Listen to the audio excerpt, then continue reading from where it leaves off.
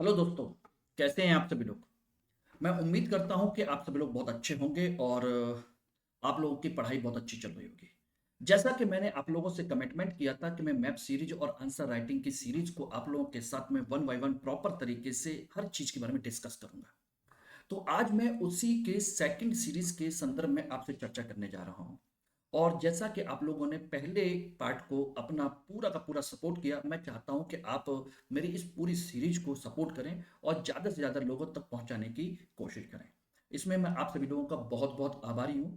और ध्यान रखिएगा कि आप सभी लोग इसके कमेंट सेक्शन में जाकर के अपने कमेंट जरूर कीजिएगा। आपको क्लास कैसी लगी, किस चीज़ पे और क्या सुधार करना चाहिए, किस तरह का और सुझाव होना चाहिए, किन चीज़ों पर फोकस करना चाहिए। एवरीथिंग आपके सुझाव मेरे लिए बहुत मायने रखेंगे, जिससे कि मैं आप लोगों के लिए और बेहतर से बेहतर तरीके से काम कर सकूं।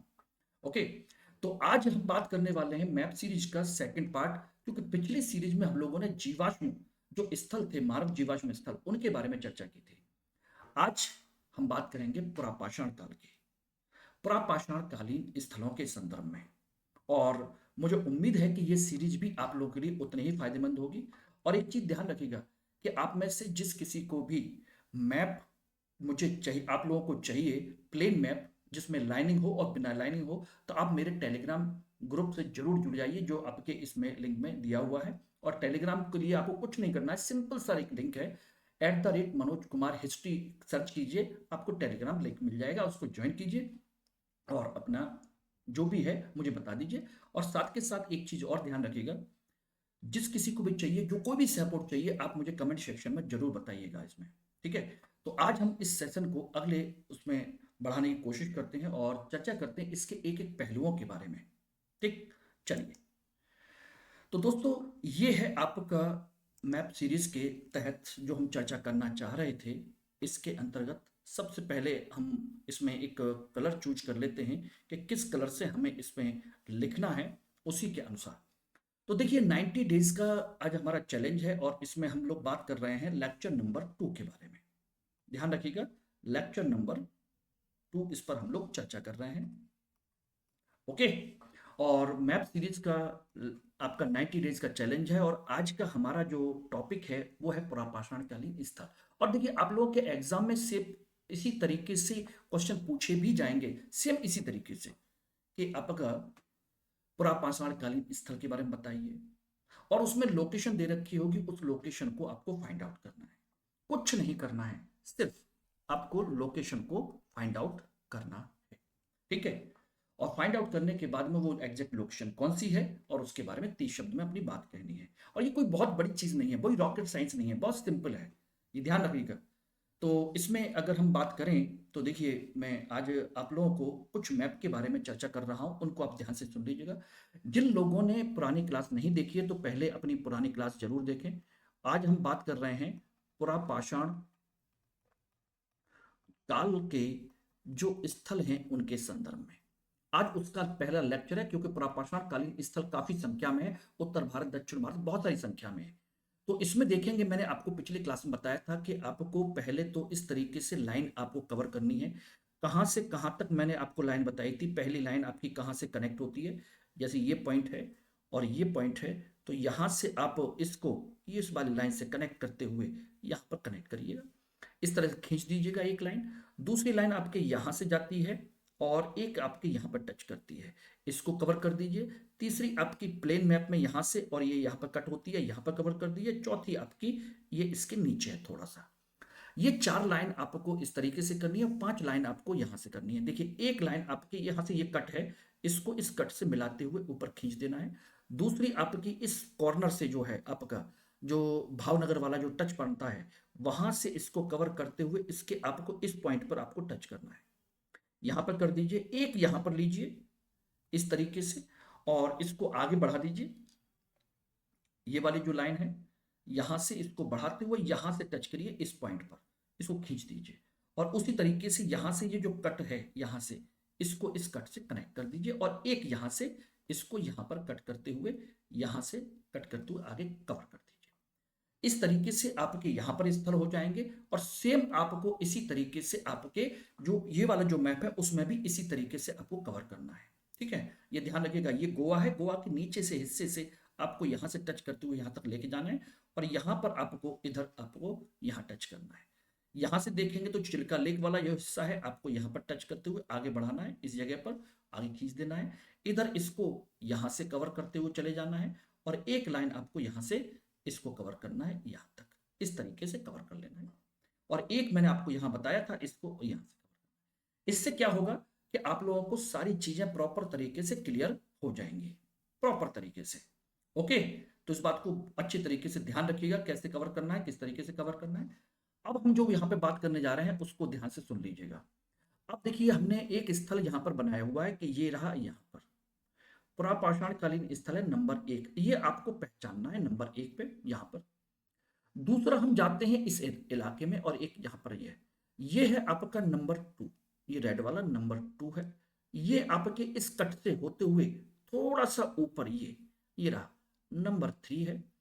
और इससे थोड़ा सा यहाँ पर कवर करते हुए यहाँ पर देखोगे तो ये नंबर 4 है और एक इधर से और थोड़ा सा कर्व लेते हुए यहाँ पर नंबर 5 है और एक आपके इन दोनों लाइनों को यहाँ कट करता है, उसके कॉर्नर में यहाँ पर नंबर 6 है। इस तरह से आज मैं आपको 6 स्थलों के बारे में बता रहा हूँ और सेम इसी तरीके से यहाँ पर भी कवर करेंगे इसको। ये रहा नंबर 1, ये रहा इसकी लाइन जहाँ पर कट रही है उसके ऊपर थोड़ा सा नंबर 3 और ये रहा आपका नंबर 2, ये है नंबर 4 और ये है नंबर 5 और ये है आपके दोनों में कर्क रेखा के आसपास आपके ऊपर के हिस्से में। यहां से देखेंगे तो यहाँ पे थोड़ा सा आपके यहाँ पर आएगा, ये रहा नंबर 6, इस तरीके से गुजरात के हिस्से के अंतर्गत। अब ये पुरापाषाण कालीन स्थल है, सारी चीजें, तो इनको पहचानना है कौन कौन से हैं। और देखिए इसमें कोई बहुत बड़ी रॉकेट साइंस नहीं थी, कुछ भी रॉकेट साइंस इसमें नहीं थी। इसमें बहुत सिंपल है, बहुत ही सिंपल। इसमें देखिए मैं आपको बता दे रहा हूं कौन कौन से स्थल हैं। देखिए तमिलनाडु में आपका एक स्थल बनता है जो इस जगह पर है, वो है आपका बहुत सिंपल सा, उसको कहते हैं अत्तरी पक्कम। अत्तरी पक्कम ये रहा नंबर 1, ठीक है ना। नंबर 2 ये रहा राजस्थान का हिस्सा। नंबर 2 पे बनता है ये आपका, ये कहलाता है अजमेर। अजमेर के आसपास में कई सारे महत्वपूर्ण स्थल हैं। ये नंबर 3 जो है ये है आपके फरीदाबाद का स्थल है, जिसे कहते हैं अनंगपुर, हरियाणा में फरीदाबाद के पास में है अनंगपुर, अरावली रेंज में है। चौथा जो है उसे कहते हैं डीडवाना, राजस्थान की डीडवाना लेक। डीडवाना लेक तो आपने नाम सुना ही होगा, डीडवाना। पांचवा जो है आपका वो है मोगरा हिल्स, मोगरा हिल्स, मोगरा की पहाड़ियां, मोगरा हिल्स कहते हैं इसको। और जो छठा जो है ये है साबरमती घाटी। यहाँ पर कई सारे स्थल हैं, इसलिए इसको पूरी घाटी के नाम से भी पूछा जाता है, साबरमती घाटी। और साबरमती आप जानते ही हो गुजरात में है, तो बिल्कुल एग्जैक्ट लोकेशन आपकी इसी तरीके से आपकी आ रही है। देखेंगे तो ये आपके गुजरात में है। बाकी ये 3 स्थल आपके देख रहे हैं यहाँ पर किसके हैं, राजस्थान में, एक हरियाणा में है और एक तमिलनाडु में। इस तरीके से आपकी पूरे एग्जैक्ट लोकेशन आपकी भरी हुई है और कभी आस में इसमें आप गलती नहीं करोगे। बस इनकी प्रैक्टिस करनी है और एग्जैक्ट लोकेशन पहचाननी है कि यहाँ पर कौन सी जगह है, कौन सी नहीं है, ठीक है ना। अब यहाँ पर हम इसके बारे में थोड़ा सा पढ़ने की कोशिश करते हैं, अत्तरी पक्कम के बारे में, तमिलनाडु। इसके 30 शब्द भी तुमको लिखने हैं। कहां पर स्थित है, तमिलनाडु में। किससे संबंधित है, पुरापाषाण काल से अनेक अवशेष प्राप्त हुए हैं। सबसे महत्वपूर्ण है आपका 1863 का मांस काटने का औजार क्लेवर यहां से प्राप्त हुआ है, ठीक है ना, ये ध्यान रखना। क्लेवर यानी कि गंडासा कहते हैं इसको, एक तरीके से गंडासा, ये हमको यहां से प्राप्त हुआ है। और ये उपकरण किससे बना हुआ है, क्वार्टजाइट पत्थर से बना हुआ है, जो कि आसानी से यहां पर स्थानीय रूप से उपलब्ध नहीं था। इसका मतलब है कि वो वहीं कहीं बाहर से दूसरी जगह से लाया गया था। अब सामग्री यहाँ पर बहुत कम मात्रा में पाई गई है, लेकिन अन्य स्थलों से भी इसका संबंध रहा होगा, जिससे इनके उपकरणों का निर्माण किया गया। कुल मिलाकर के इससे ज्यादा शब्द यहाँ पर नहीं है। तो आपको एक यहाँ पॉइंट लिखना है, दूसरा ये लिखना है कब हुआ, तीसरा ये कह सकते हो, चौथा किस पत्थर से बना है, और यहाँ पर सामग्री बहुत ज्यादा नहीं है तो 5 लाइन। तो जरूरी नहीं है कि 30 शब्द में 30 शब्द पूरे ही लिखने, आप कम भी लिख सकते हो तो कम भी इसमें कर सकते हो। और दूसरी चीज, अगर आपको इसके अलावा और एक्स्ट्रा पॉइंट मिलते हैं तो अपने नोट्स में इसके एक्स्ट्रा पॉइंट भी आप नोट कर लीजिएगा। यही चीज आप लोगों को एग्जाम में प्री में पूछी जा सकती है, जीएस के पॉइंट ऑफ व्यू से, और ऑप्शनल के लिए तो है ही। दूसरा मैंने आपको बताया था अजमेर, अरावली क्षेत्र है, पूरी के अजमेर की पूरी रेंज है, यहाँ आपके दिल्ली के, हरियाणा के पास से निकलती हुई, दिल्ली से पास से होते हुए अरावली रेंज आपकी लंबी निकलती है। और यहाँ पर सोचिए प्राचीन समय में मानव गतिविधियों के प्रमाण मिले हैं। और अजमेर के पास कई सारे स्थल हैं, जैसे गागरिन है, पुष्कर है, नारायणपुरा है। अगर आपसे अजमेर ना पूछा जाए, अगर यहाँ पर ऑप्शन में इस तरह की चीजें आ जाए, तो आप अजमेर, पुष्कर या नारायणपुरा भी लिख सकते हो। और यहां से हमें उच्च पुरापाषाण, मध्य पुरापाषाण और निम्न पुरापाषाण, इस तरीके से भी हमको तीनों काल के इसमें चीजें मिली हैं। यानी पुरापाषाण काल भी तीन तरीके का है, उच्च पुरापाषाण, मध्य पुरापाषाण और निम्न पुरापाषाण, तीनों काल की वस्तुएं प्राप्त हुई हैं। प्रमुख वस्तुएं क्या है, ये रही, इंडेक्स है, कुल्हाड़ी, कुल्हाड़ी, फ्लेक टूल्स हैं, स्क्रैपर हैं, बेदनी कहते हैं इसको, स्क्रैपर मीन्स बेदनी, ये मिले हैं हमको, ब्लेड्स मिले हैं, ये सब के सब आपको क्वार्टजाइट पत्थर के हैं।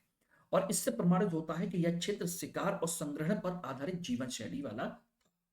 अजमेर का यह क्षेत्र न केवल जल स्रोतों से समृद्ध था, बल्कि शैलाश्रय, रॉक शेल्टर और आवास योग्य स्थल भी थे, इसलिए मानव निवास के लिए आदर्श स्थान था। तो रॉक शेल्टर भी यहाँ पर थे, आवास योग्य स्थल भी था, शिकार और संग्रह करने वाले लोग यहाँ पर रहते थे। और पुरापाषाण काल में आपको कौन दिखाई देता है, वही दिखाई देते हैं।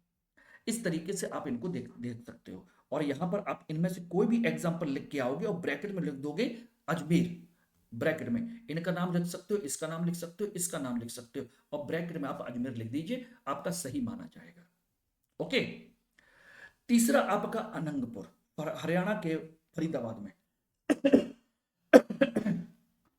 यह भी पुरापाषाण स्थल है, अरावती पर्वतमाला की तलहटी में, बिल्कुल दिल्ली एनसीआर के क्षेत्र में बिल्कुल निकट में है। अनंतपुर से हमको लोअर और मिडिल पैलियोलिथिक के बने औजार मिलते हैं, हैंडेक्स, स्क्रैपर, क्लीवर और फ्लेक, ये सभी प्रकार के औजार मिले हैं हमको,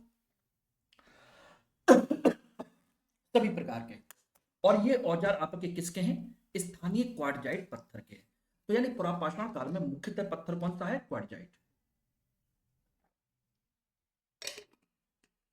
ठीक है। और या अरावली घाटियों में शिकार और भोजन संग्रह के संबंध में यहाँ पर काफी सारे इंसानों की जीवन शैली थी, उसको आप यहाँ पर दर्शा सकते हो। और ये जल स्रोत, पेड़ और शिकारों के उपस्थित कारण मानव निवास के लिए सबसे पर्यावरण के अनुकूल था। ठीक है। तो आपको 1, 2, 3, 4, 5, इन 5 पॉइंट पर आपको बात करनी है और इतनी चीजें लिखनी है आपको। इससे ज्यादा 30 शब्द में आप लिख भी नहीं पाओगे। और यही पूछ लिया जाएगा कि बताइए हरियाणा का अनंतपुर किस लिए प्रसिद्ध है, तो ये जीएस में भी क्वेश्चन बन जाएगा। अगला है डीडवाना लेक, राजस्थान के नागौर जिले में।